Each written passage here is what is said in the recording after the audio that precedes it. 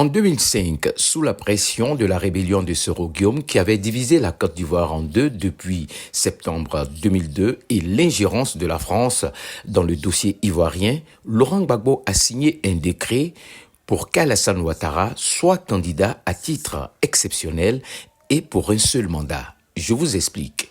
Monsieur Alassane Ouattara, n'étant pas éligible en vertu de l'article 35 de la Constitution ivoirienne qui exige que les deux parents d'un candidat soient d'origine ivoirienne. L'un de ses parents étant originaire du Burkina Faso et lui-même Alassane Ouattara se serait prévalu de la nationalité burkinabé par le passé. La candidature de Ouattara étant la principale revendication de Soro Guillaume dans sa rébellion contre les institutions ivoiriennes, le président Gbagbo, sous la pression de la France, l'ONU et la communauté internationale, dans l'espoir d'un règlement pacifique à la crise ivoirienne, a mis en œuvre l'article 48 de la Constitution lui permettant de prendre des mesures exceptionnelles exigées par les circonstances. Monsieur Gbagbo est tenu de s'engager publiquement sur les accords de Marcoussis, d'autant plus que c'est le désir, le souhait et la recommandation de la France,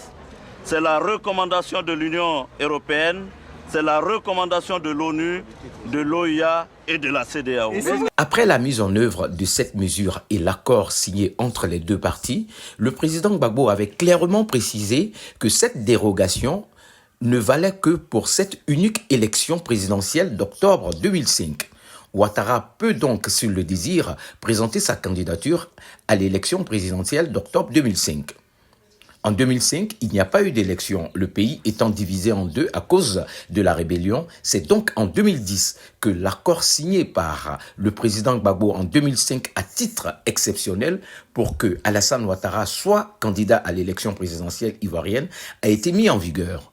Aujourd'hui, le président Ouattara, qui a été candidat à titre exceptionnel et pour un seul mandat, est encore aux manettes. Qu'est-ce qu'on peut donc se poser comme question ?